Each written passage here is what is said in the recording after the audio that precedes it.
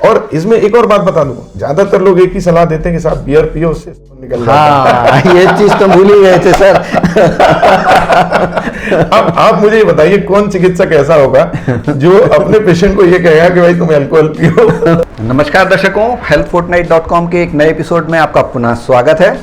और आज हम चर्चा करने जा रहे हैं एक ऐसी समस्या के बारे में जो किडनी से शुरू होती है और आपके पूरे यूरिनरी ट्रैक्ट पूरे तक जा सकती है और कहीं भी हो सकती है, और बड़ी तकलीफदेह समस्या होती है। और ये ना कोई उम्र देखती है, ना लिंग देखती है, मेल हो चाहे फीमेल हो, चाहे छोटा हो चाहे बड़ा हो, किसी भी तरह की ज्योग्राफी हो, हर तरफ कहीं भी ये समस्या हो सकती है। और एक अनुमान के मुताबिक विश्व की 10% आबादी कभी ना कभी अपने लाइफ टाइम में इस समस्या से होकर ज़रूर गुजरती है। तो ऐसे में हो सकता है कि बहुत सारे हमारे जो दर्शक हैं वो सोच रहे हों कि हम पता नहीं आज कौन सी पहेली बुझा रहे हैं, लेकिन कुछ ऐसे दर्शक भी होंगे जो समझ गए होंगे कि हमारा इशारा किस तरफ है। तो चलिए मैं बता देता हूं कि आज हम चर्चा करने जा रहे हैं किडनी में होने वाले स्टोन के बारे में, यानी जिसे हम हिंदी में पथरी बोलते हैं, आम भाषा में अगर कहा जाए तो। और इसके लिए आज हम मौजूद हैं शहर के जाने माने नेफ्रोलॉजिस्ट यानी कि किडनी रोग विशेषज्ञ डॉक्टर संजय गुप्ता के साथ। तो संजय जी इस विषय के काफ़ी अच्छे जाने माने विशेषज्ञ हैं और इनको पूरी इस समस्या की बारीकियां बहुत अच्छी तरह मालूम है। और हम चाहते हैं कि हमारे जो दर्शक हैं उनको इस बारे में ज़्यादा से ज़्यादा एजुकेशन मिले, ज़्यादा से ज़्यादा अवेयरनेस मिले, ताकि वे समय रहते इस समस्या का निदान करवा सकें और आने वाले समय में किसी तरह की जो गंभीर समस्या है उसको अपने आप में रोक सकें। तो डॉक्टर साहब आपका बहुत बहुत स्वागत है। और जैसा कि आप हमारी प्रस्तावना से समझ ही गए होंगे जी कि आज हम किडनी में होने वाले स्टोन के बारे में चर्चा करने जा रहे हैं जी। तो सर सबसे पहले ये बताइएगा कि जो किडनी में स्टोन होते हैं इनको का फॉर्मेशन कैसे होता है, कब और क्यों कैसे बनते हैं? देखिए, किडनी में जो स्टोन होते हैं, ये हमारी किडनी तो एक अल्ट्रा फिल्टर की तरह काम करती है। तो ब्लड में से बहुत सारे तत्वों को ये फिल्टर करती है।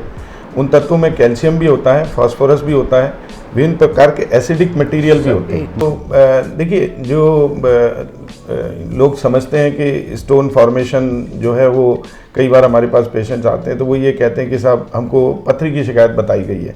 तो पथरी शरीर के कई अंगों में बन सकती है, ये जरूरी नहीं कि वो गुर्दे में बने या कहीं और, परंतु उनके बनने की जो प्रक्रिया होती है वो हर अंग की अलग अलग होती है। जैसे पित्ताशय की पथरी है वो अलग होती है, पेंक्रियास ग्लैंड होती है हमारी, उसमें भी पथरी बन जाती है कभी कभी, तो वो अलग होती है। तो हमारी किडनी में जो पथरी होती है वो सबसे कॉमन बीमारी है। और ऐसा बोला जाता है कि या तो ये आनुवंशिकता से संबंधित है, या तो फिर ये हमारे पीने के पानी से संबंधित है, या हम जो खाना खाते हैं तो उससे जो तत्व बनते हैं वो जब फिल्टर आउट होते हैं किडनी से तो उससे संबंधित है। बहुत सारे कारण हो सकते हैं। मेनली किडनी हमारा एक शरीर का ऐसा अंग है जो कि ब्लड को फिल्टर करता है, और जब ब्लड फिल्टर करता है तो उसके साथ में कैल्शियम है, फास्फोरस है, तरह तरह के एसिड्स वगैरह हैं, वे भी सब फिल्टर हो जाते हैं। परंतु फिल्ट्रेशन होने के बाद उनका रीअब्जॉर्प्शन होता है। किडनी के अंदर जो नेफ्रॉन पार्ट होता है उसमें रीअब्जॉर्प्शन होता है। कुछ लोग ऐसे होते हैं जिनमें कि ये रीअब्जॉर्प्शन की प्रक्रिया जो है वो अच्छी नहीं होती है, प्रॉपर नहीं होती है। तो उन लोगों में कैल्शियम यूरिन के अंदर ज़्यादा सीक्रेट होता है या कैल्शियम ज़्यादा बाहर निकलता है।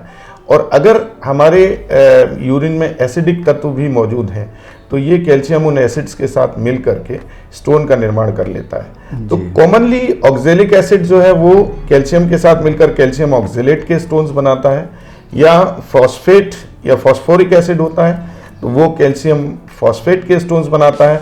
इसके अलावा यूरिक एसिड नाम का जो तत्व होता है वो भी हमारे ब्लड से छन के यूरिन में आ जाता है, और अगर उसकी मात्रा एक कंसंट्रेशन या उसका सांद्रण बहुत ज़्यादा है तो यूरिक एसिड के भी क्रिस्टल्स बनते हैं। इसके अलावा कई अन्य प्रकार के भी क्रिस्टल्स होते हैं जो अलग अलग बीमारियों में होते हैं, उसको स्ट्रूवाइड कहते हैं जी। और ये मतलब उनके सब कैटेगरीज हैं, परंतु वो मेजॉरिटी जो है वो 4 सेक्शन आपने जो बताए हैं, मेजॉरिटी 4 सेक्शन है, परंतु वो बहुत ही मेरे हिसाब से बहुत रेयर हैं जी, बहुत कॉमन नहीं है। और अगर वो पाए जाते हैं, जैसे एमिनो एसिड से बनते हैं वो स्ट्रूवाइड स्टोन्स होते हैं, पता वो हर आदमी में नहीं है, पर 90% जो स्टोन्स हैं वो कैल्शियम ऑक्जेलेट के बने हुए हैं, और 5 से 10% स्टोन कैल्शियम फॉस्फेट के बने होते हैं, और एक 5% करीब स्टोन जो होते हैं वो यूरिक एसिड के होते हैं। जी जी, तो मतलब आपने क्लासीफाई भी कर दिया कि कौन सा कितने परसेंट में हो सकता है बॉडी में। तो सर ये जानना चाहेंगे कि जो स्टोन्स बनते हैं तो इनके डिफरेंट साइजेस होते हैं, शेप्स होते हैं, तो कितने मिनिमम साइज के स्टोन होते हैं और कहाँ तक मैक्सिमम जाते हैं, और ये भी कहा जाता है कि ये यूरिन से कुछ पास भी हो जाते हैं? जी, देखिए ऐसा होता है कि जैसे आपने भूगोल में पढ़ा होगा कि स्टेलेक्टाइट स्टेलेग्माइट करके संरचनाएं होती हैं जो गुफाओं के अंदर बनती हैं। आपने देखा होगा कि पानी चू रहा है गुफा में ऊपर से, उसमें कैल्शियम भी मौजूद है और धीरे धीरे करके वो कैल्शियम जो है वो क्रिस्टल्स फॉर्म करता है, वो क्रिस्टल्स लंबे होते चले जाते हैं और गुफा में नीचे तक लटक के आते हैं। मेरे ख्याल में सामान्य भूगोल के ज्योग्राफी वाले लोग और जियोलॉजी वाले लोग इस प्रक्रिया से बहुत अच्छी तरह परिचित हैं। ठीक उसी प्रकार से ऐसे ही हमारे शरीर में भी होता है कि जब किडनी में से फिल्ट्रेशन होता है तो जो मेडुला का पार्ट होता है, जो किडनी का फिल्ट्रेशन जो वाला पार्ट होता है, मेडुला के पार्ट में जब कंसंट्रेशन बहुत ज़्यादा हो जाता है किसी चीज़ का तो वो क्रिस्टलाइज हो जाती है। जैसे धीरे धीरे करके अगर वो कंसंट्रेशन बढ़ता चला जाए और काफ़ी दिनों तक बना रहे तो क्रिस्टल के ऊपर जो परत है लवण की या जो सॉल्ट की है वो जमा होती चलती है। जैसे कि मैं आपको एग्जांपल से बताता हूँ कि जैसे कि हम शक्कर का एक दाना ले लें और उसको चाशनी में या चीनी के कंसंट्रेटेड मिक्सचर में डाल दें तो धीरे धीरे करके वो मिश्री में परिवर्तित हो जाता है या उसके मिश्री का जैसा क्रिस्टल हो जाता है। तो है वो शक्कर ही परंतु उसका बड़ा क्रिस्टल है। तो ठीक इसी प्रकार से स्टोन्स का निर्माण होता है कि यानी पहले एक छोटा सा क्रिस्टल का निर्माण होता है और ये क्रिस्टल जो है ये किडनी की सरफेस में अंदर जहाँ पे फिल्ट्रेशन होने के बाद यूरिन मेन वे में या पेल्विस में आ रही है। किडनी में पेल्विस करके एक पार्ट होता है, जैसे ये पार्ट है, ये पेल्विस है जी। इसको थोड़ा दर्शकों की तरफ कर देंगे तो ज्यादा अच्छी तरह समझ में आएगा। ये मेडुला पार्ट है और ये कॉर्टेक्स है, यहाँ से फिल्टर होके और ये बीच में ये पेल्विस में आता है। पेल्विस के थ्रू इसके बाद नीचे यूरिन ये इस ट्यूब के थ्रू होके नीचे पेशाब की थैली में चला जाएगा। तो ये यहाँ पे जो इसका टिप है, इस टिप के ऊपर धीरे से एक क्रिस्टल फॉर्म हो जाएगा और ये क्रिस्टल धीरे धीरे करके बड़ा होता चलता है। तो यहाँ पर इस तरह से ये जो दिखाया जा रहा है ये स्टोन का निर्माण हो गया जी। ये स्टोन धीरे धीरे करके बड़ा हो जाता है। तो ये किडनी के अभी अंदर है जी। अब ये क्या होता है कि हमने कभी मान लीजिए कोई ट्रेवलिंग करी जिसमें झटके लगे शरीर को, किसी कारणवश हमने डांस कर लिया शादी पार्टी में, ज्यादातर ऐसा ही होता है। तो क्या होता है कि ये यहाँ से ब्रेक हो जाता है, यहाँ से ये टूट जाता है क्योंकि साइज में थोड़ा सा बड़ा है और यहाँ पे इसका कोई अटैचमेंट नहीं है।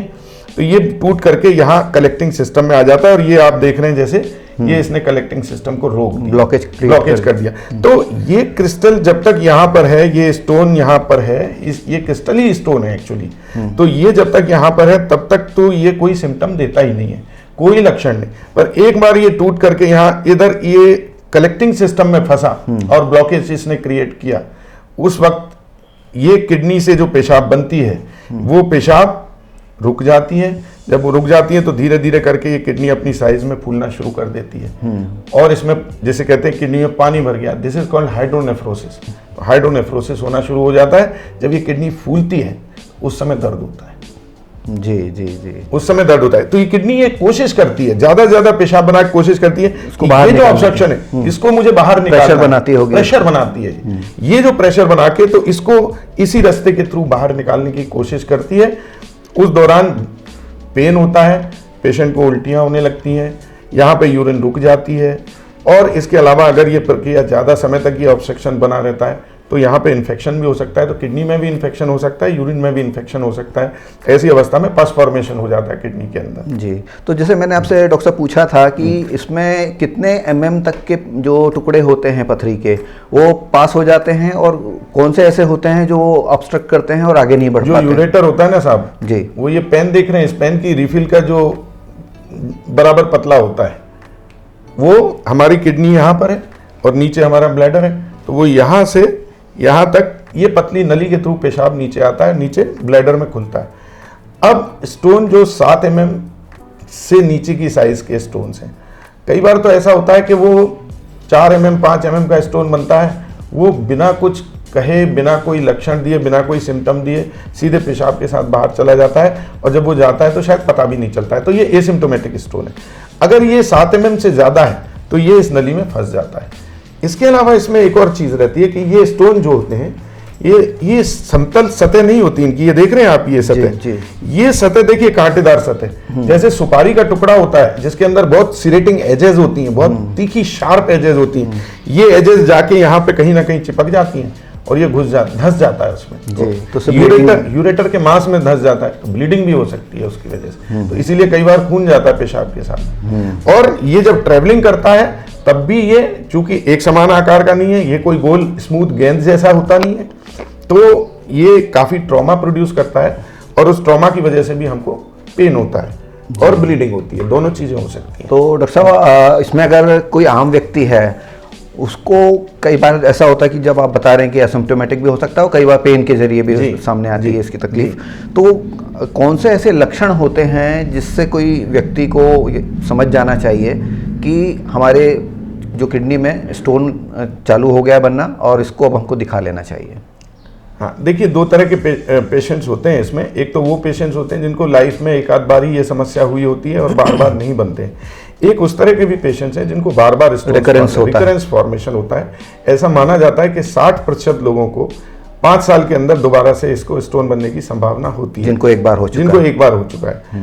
और इसमें क्या होता है कि जिनको रिकरेंट स्टोन फॉर्मेशन है उनको कोई मेटाबॉलिक कॉज भी हो सकता है, कारण भी हो सकता है कि इनको स्टोन क्यों बनना है, तो उस कारण की जांच एक बार हो जानी चाहिए, एक बार पूरी जांच हो जानी चाहिए। ये नहीं कि एक बार स्टोन पास ऑफ हो गया या उससे छुटकारा मिल गया तो इसके बाद हम उस चीज़ को भूल जाएं।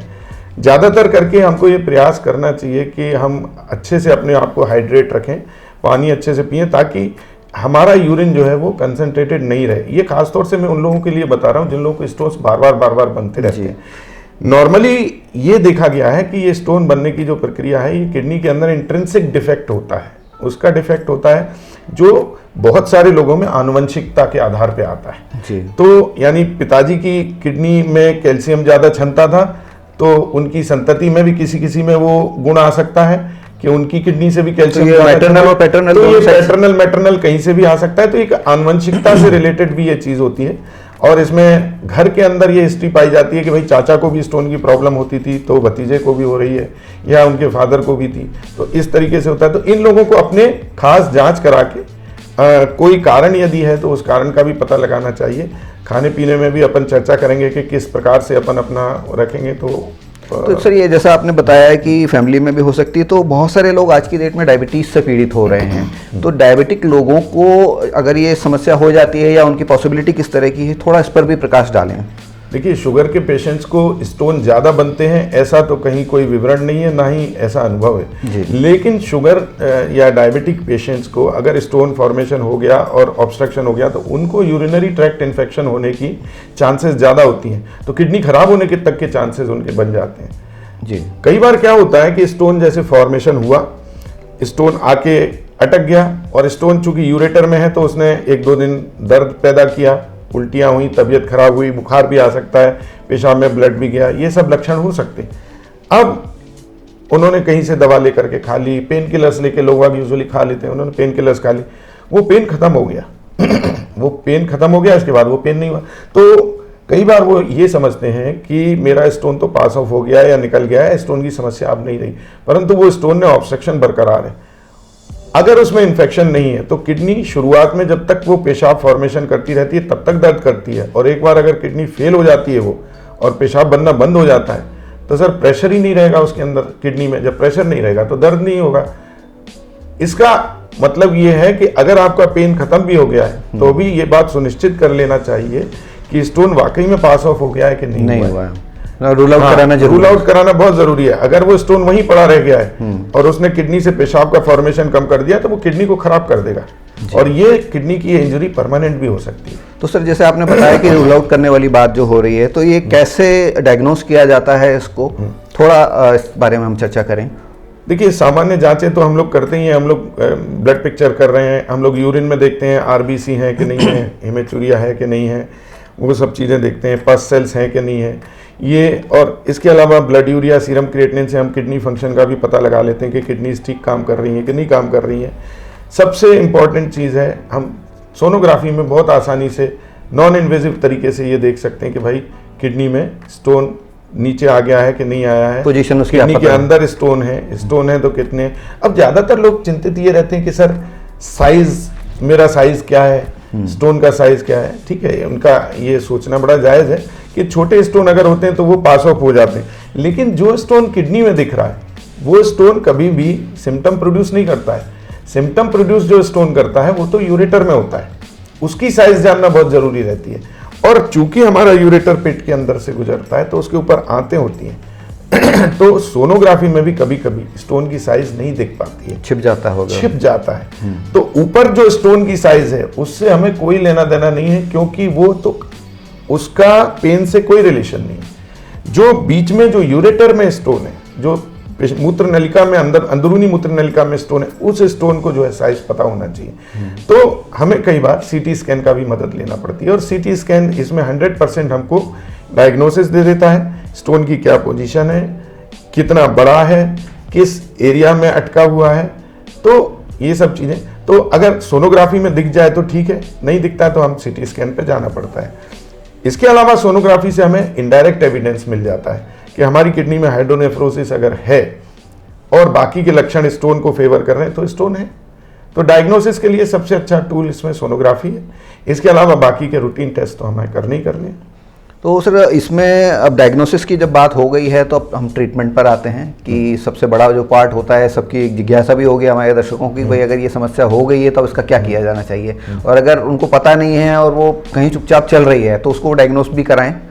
तो जो ट्रीटमेंट है वो किस तरह की लाइन होती है उसमें? क्या आप कोई ऐसी मेडिसिन के जरिए उसको पास आउट कराते हैं कि वो निकल जाए, या फिर उसके लिए इन्वेजिव कुछ तरीका अपनाते हैं? देखिए, ट्रीटमेंट जो होता है स्टोन का बहुत सारे लोग कहते हैं कि हमने दवा दे दी है स्टोन डिसॉल्व हो जाएगा। सर, कैल्शियम ऑक्जेलेट कभी डिसॉल्व नहीं होता, कैल्शियम फॉस्फेट कहीं डिसॉल्व नहीं होता। उसके लिए बड़ा स्ट्रॉन्ग एसिडिक मीडियम चाहिए जो नहीं दिया जा सकता है जी, वो अदर पार्ट्स को डैमेज कर देगा, वो सभी पार्ट्स को डैमेज कर देगा। तो ऐसी कोई दवा नहीं है जो स्टोन पे डायरेक्ट एक्ट करके उसको डिसॉल्व कर दे और स्टोन निकल जाए या घुल जाए वहां पर। हाँ, यूरिक एसिड को जरूर डिसॉल्व किया जा सकता है। अगर यूरिन का पीएच चेंज करके हम एल्कलाइन पीएच कर दें तो यूरिक एसिड का स्टोन जरूर साइज में घट जाता है। लेकिन चूंकि ज़्यादातर स्टोन कैल्शियम ऑक्जेलेट के होते हैं या कैल्शियम फॉस्फेट के होते हैं तो उनको घोल पाना तो संभव नहीं है। तो नॉर्मली जैसे बच्चा डिलीवर होता है उसी प्रकार से इस स्टोन की डिलीवरी हमें ब्लैडर तक करानी होती है, और ब्लैडर से यूरेथ्रा के थ्रू नीचे के रास्ते से, पेशाब के रास्ते वो बाहर जाता है। अगर स्टोन बड़ा है साइज में तो देखिए 90% तो चांसेस ये होते हैं कि स्टोन 7 mm या उसके आसपास की साइज के होते हैं, तो वो पेशाब की फ्लो के साथ निकल जाते हैं। और किडनी खुद पेशाब ज़्यादा बनाती है और प्रेशर क्रिएट करती है ताकि उस प्रेशर के थ्रू वो आगे बढ़ते चले जाएं और ब्लैडर में जाके ड्रॉप हो जाएं और ब्लैडर से बाहर यूरिन के थ्रू निकल जाए। ये तो 90% लोगों में होता है। फिर भी 10% लोग ऐसे होते हैं जिन्हें हमें किसी ना किसी तरीके से ऑपरेट करना पड़ता है। अब ऑपरेशन 2 तरह के होते हैं। जैसे पहले क्लासिकल किया करते थे तो उसमें तो सीधे सीधे जो है वो बड़ा कट लगता था, या तो किडनी से खोल के निकाला जाता था, तो उसे यूरेट्रोलिथोटमी या पाइलोलिथोटमी ऑपरेशन कहते थे। वो बड़े ऑपरेशंस होते थे। आजकल दूरबीन उपलब्ध हो गई है। इसके अलावा हमारे पास लेज़र की सुविधा है, और दूरबीन का लेज़र होता है जिसे लेज़र लिथोट्रिप्सी कहते हैं। तो इसके द्वारा भी स्टोन्स अपन तोड़ सकते हैं, खासतौर से यूरेटर में पड़े हुए स्टोन्स को तोड़ सकते हैं, वे स्टोन जो कि दवा के द्वारा नहीं निकल पा रहे हैं। तो हमें इन्फेक्शन रोकना होता है। हम चाहते हैं कि ऐसी दवाइयाँ हम देते हैं जिससे कि यूरेटर की मोटिलिटी बढ़ जाए, मूवमेंट बढ़ जाए, तो स्टोन अपने आप नीचे तक आ जाए। परंतु फिर भी अगर बड़ा स्टोन है तो ऐसे स्टोन के लिए हमारे पास लेज़र लिथोट्रिप्सी अवेलेबल है। तो उससे हम यूआरएस प्रक्रिया कहते हैं, यूआरएस कहते हैं। तो यूआरएस के थ्रू हम छोटे स्टोन्स को जो 10 mm के और 7 mm के बीच के हैं आसानी से तोड़ सकते हैं। परंतु यदि स्टोन बड़ा है और 10 mm के ऊपर का स्टोन है और हमें लगता है कि ये यूरेटर से पास नहीं हो सकता, या हम लिथोट्रिप्सी करके इसके टुकड़े भी करेंगे, फ्रेगमेंट करेंगे, पल्वराइजेशन भी कर देंगे, तो भी इसको निकलने में प्रॉब्लम आएगी या ये अड़ जाएगा। तो ऐसी स्थिति में हम एक लेप्रोस्कोप होता है हमारा, उसको PCNL परक्यूटेनियस नेफ्रोलिथोटमी की प्रक्रिया कहते हैं। तो उसके थ्रू पीठ में एक छोटा सा की होल छेद बनाया जाता है, उसके थ्रू इस स्टोन को बाहर सक कर लेते हैं, इस स्टोन को बाहर निकाल लेते हैं। तो वो भी एक तरह से छोटा ऑपरेशन है, ऑपरेशन तो है लेकिन बहुत छोटा ऑपरेशन, मिनिमल इन्वेजिव सर्जरी है। तो उसके थ्रू भी अपन स्टोन्स को डील कर लेते हैं। इसके स्टोन निकालने के बाद नॉर्मली सर्जन्स एक बाईपास ट्यूब रख देते हैं। तो बाईपास ट्यूब जो है वो किडनी में उसका एक सिरा होता है और दूसरा सिरा पेशाब की थैली में होता है। तो अगर स्टोन के छोटे छोटे फ्रेगमेंट्स भी कहीं ऑब्स्ट्रक्शन प्रोड्यूस कर रहे हैं ऑपरेशन के बाद या रह गए हैं, तो ऊपर से पेशाब जो है वो नीचे इस स्टेंट के थ्रू आ जाती है। ये जो ट्यूब होती है इसको हम डबल जे स्टेंट कहते हैं। तो ये डबल जे स्टेंट पास किया जाता है। ये टोटल प्रक्रिया है। यदि ऑपरेशन करने की नौबत आती है जो हार्डली 10% 15% लोगों में होती है, तो मेरे ख्याल में सबसे अच्छा हमारे पास PCNL है, लेज़र लिथोट्रिप्सी है, URS की प्रक्रिया है, इनके थ्रू हम कर सकते हैं। तो सर इसमें हीलिंग टाइम कितना लगता है? मेरे ख्याल में 3 से 4 दिन, अधिक से अधिक अगर हमने दूरबीन की विधि से किया है तो। और एडमिशन की भी ज़रूरत होती है? हाँ, एडमिशन की ज़रूरत होती है साहब, बिल्कुल। एनेस्थीसिया की भी ज़रूरत होती है इसमें। और थोड़े टाइम तक ये 1 से 1.5 महीने हमें ट्यूब भी डाल के रखना पड़ती है, जो बाईपास ट्यूब जैसे मैंने बताया, डीजे स्टेंट, ये भी डाल के रखते हैं। तो 1.5 महीने बाद इसको निकाल दिया जाता है।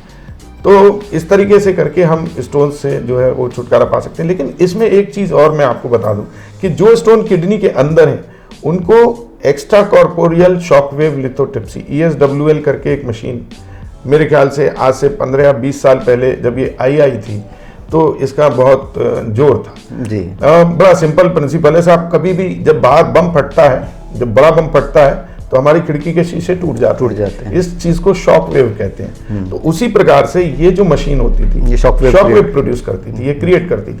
तो यहाँ पर हम एक इसका प्रोब रख देते थे जहां पे भी स्टोन है किडनी के अंदर, और ये शॉक वेव्स देती रहती थी, तो वो स्टोन किडनी के अंदर ही टूट जाता था, टुकड़े हो जाते थे। और एक हम डीजे स्टेंट यहाँ पर अंदर रख देते थे, तो वो धीरे धीरे करके जो उसका चूरा और छोटे छोटे टुकड़ियां वो सब निकल के पेशाब के थ्रू पास ऑफ हो जाती थी।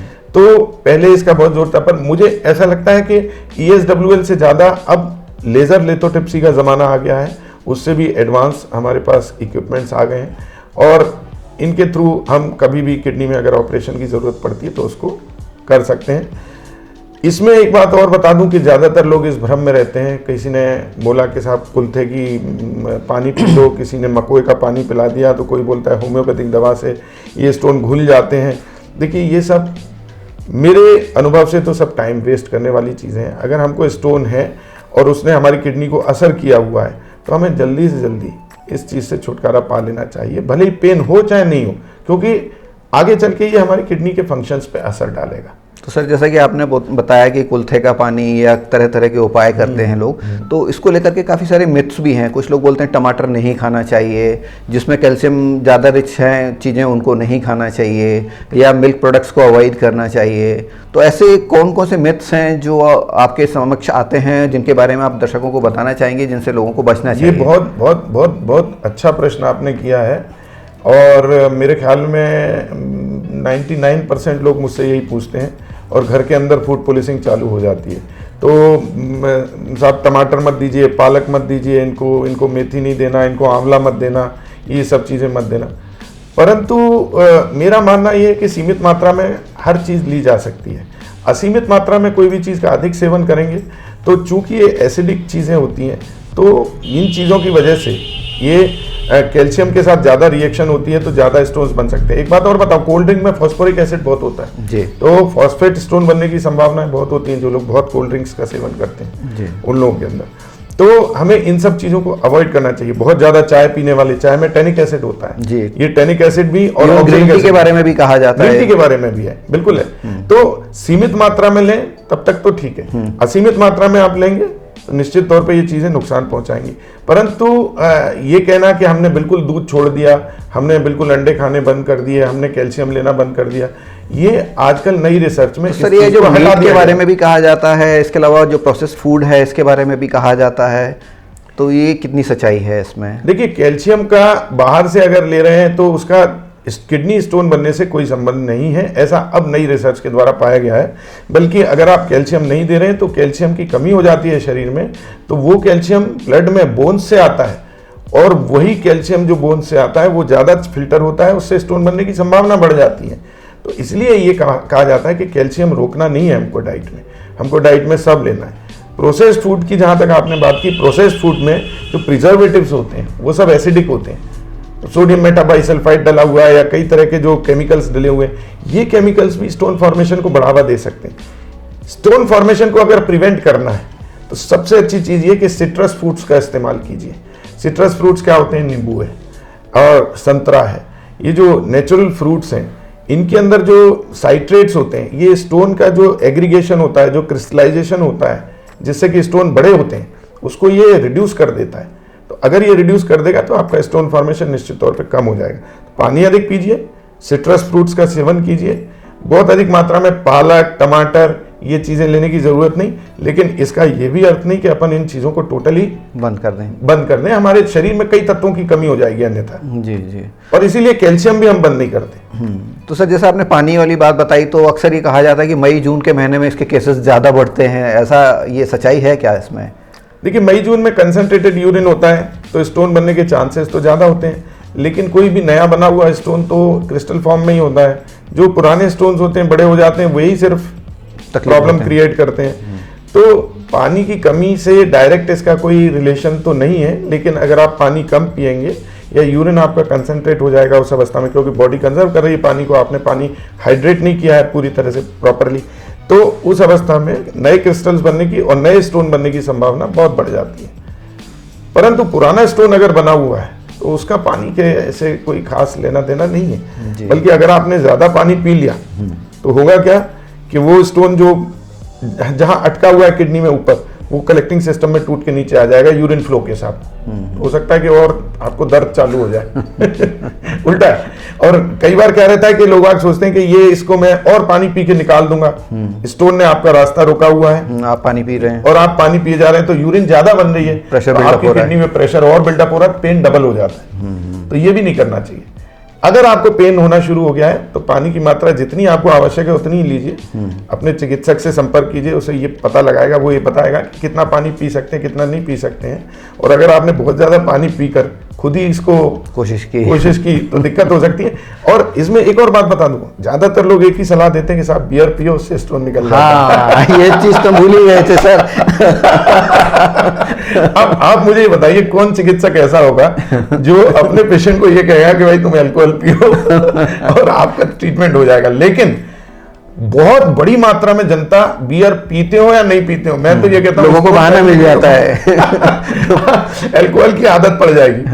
तो बहुत से लोग अपनी पत्नी को बोलते हैं पगली इससे ठीक हो जाऊंगा मैं। ये तो कोई ट्रीटमेंट हुआ ही नहीं, ये कोई ट्रीटमेंट नहीं हुआ। बियर पीने से नॉर्मली क्या होता है कि आपकी यूरिन की अमाउंट बढ़ जाती है जी। तो मैं ऐसा माना जाता है कि जो छोटे मोटे स्टोन्स होते हैं वो यूरिन के फ्लो के साथ निकल जाते हैं। इसके अतिरिक्त बियर से कोई फायदा नहीं। लेकिन साइंटिफिक कुछ नहीं है। और हम लोग यही कहना चाहेंगे, डॉक्टर साहब की तरफ से भी मैं कहना चाहूंगा कि ये कोई इलाज नहीं है। हाँ। इससे बचें हैं। बियर पीने से स्टोन ठीक नहीं होता है। हाँ, बहुत सारे लोग एक दूसरे से यही बोलेंगे हमने बियर पी थी साहब, हमारा तो निकल गया। ठीक है, किसी का निकल गया होगा, छोटा मोटा स्टोन रहा होगा, पर कोई परेशानी में भी फंस सकता है, कोई एडिक्ट भी बन सकता है। करेक्ट है। तो डॉक्टर साहब, आज की चर्चा करके बहुत आनंद आया और दर्शकों, हमको लगता है कि आपको भी काफ़ी सारी इन्फॉर्मेशन मिली होगी। बहुत सारे जो मिथ्स हैं वो बस्ट हुए हैं आज, और जो किडनी में समस्या आती है और पूरे यूरिनरी ट्रैक्ट तक जाती है, तो इससे अपन कैसे बच सकते हैं, कैसे अपने आप को स्वस्थ रख सकते हैं, क्योंकि ये समस्या कई लोग लाइटली लेते हैं और उनका ये मानना रहता है कि वो अपने आप निकल जाएगा, लेकिन समटाइम्स असिम्प्टोमेटिक जब वो रहता है तो किडनी को परमानेंट डैमेज भी दे सकता है। तो जब कभी भी आपको ये समस्या का भान हो तो तुरंत आप अपने चिकित्सक के पास जाएं और एक सही परामर्श लेकर के उसका इलाज जरूर कराएं। आज का एपिसोड हम यहीं समाप्त करते हैं। बहुत बहुत धन्यवाद। बहुत बहुत धन्यवाद। धन्यवाद सर। नमस्कार।